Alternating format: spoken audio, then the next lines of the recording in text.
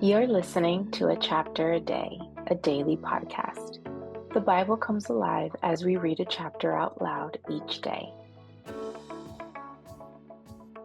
Hello, it's time for a chapter a day. We're reading Luke chapter 6. Here's what it says.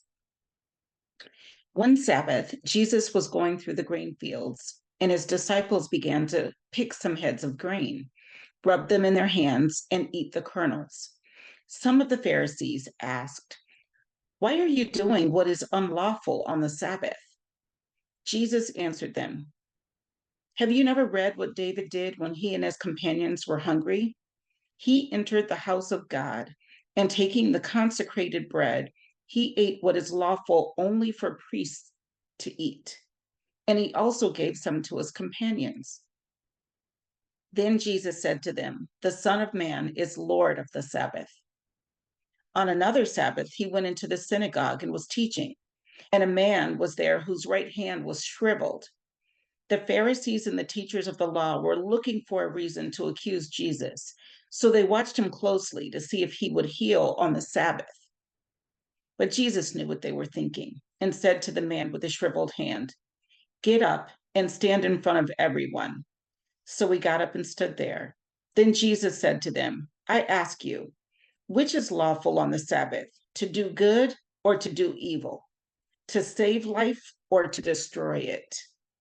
He looked around at them all and then said to the man, "Stretch out your hand."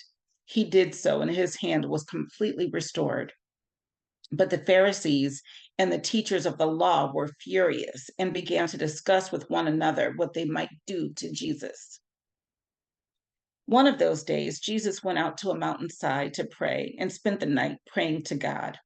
When morning came, he called his disciples to him and chose 12 of them, whom he designated apostles: Simon, whom he named Peter, his brother Andrew, James, John, Philip, Bartholomew, Matthew, Thomas, James, son of Alphaeus, Simon, who was called the Zealot, Judas, son of James, and Judas Iscariot, who became a traitor.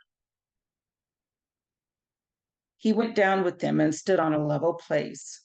A large crowd of his disciples was there, and a great number of people from all over Judea, from Jerusalem, and from the coastal region around Tyre and Sidon, who had come to hear him and to be healed of their diseases. Those troubled by impure spirits were cured, and the people all tried to touch him because power was coming from him and healing them all. Looking at his disciples, he said, "Blessed are you who are poor, for yours is the kingdom of God. Blessed are you who hunger now, for you will be satisfied. Blessed are you who weep now, for you will laugh. Blessed are you when people hate you, when they exclude you and insult you and reject your name as evil because of the Son of Man. Rejoice in that day and leap for joy, because great is your reward in heaven. For that is how their ancestors treated the prophets. But woe to you who are rich, for you have already received your comfort. Woe to you who are well fed now, for you will go hungry. Woe to you who laugh now, for you will mourn and weep. Woe to you when everyone speaks well of you, for that is how their ancestors treated the false prophets.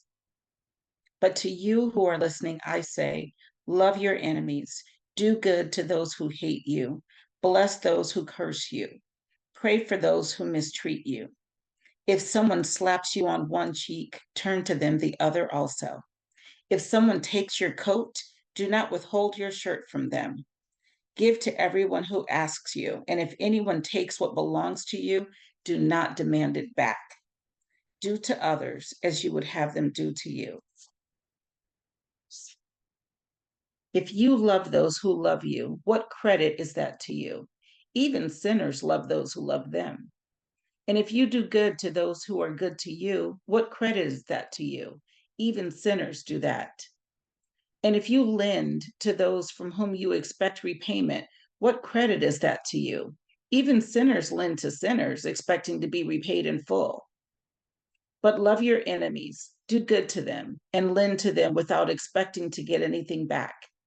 Then your reward will be great, and you will be children of the Most High, because he is kind to the ungrateful and wicked. Be merciful, just as your Father is merciful. Do not judge, and you will not be judged. Do not condemn, and you will not be condemned. Forgive, and you will be forgiven. Give, and it will be given to you. A good measure, pressed down, shaken together, and running over, will be poured into your lap. For with the measure you use, it will be measured to you. He also told them this parable. Can the blind lead the blind? Will they not both fall into a pit? The student is not above the teacher, but everyone who is fully trained will be like their teacher. Why do you look at the speck of sawdust in your brother's eye and pay no attention to the plank in your own eye? How can you say to your brother, Brother, let me take the speck out of your eye, when you yourself fail to see the plank in your own eye? You hypocrite, first take the plank out of your eye, and then you will see clearly to remove the speck from your brother's eye. No good tree bears bad fruit, nor does a bad tree bear good fruit. Each tree is recognized by its fruit. People do not pick figs from thorn bushes or grapes from briars. A good man brings good things out of the good stored up in his heart, and an evil man brings evil things out of the evil stored up in his heart. For the mouth speaks what the heart is full of. Why do you call me Lord, Lord, and do not do what I say? As for everyone who comes to me and hears my words and puts them into practice, I will show you what they are like. They are like a man building a house who dug down deep and laid the foundation on rock. When a flood came, the torrent struck that house, but could not shake it because it was well built. But the one who hears my words and does not put them into practice is like a man who built a house on the ground without a foundation. The moment the torrent struck that house, it collapsed, and its destruction was complete. That was Luke chapter 6. I'll see you tomorrow.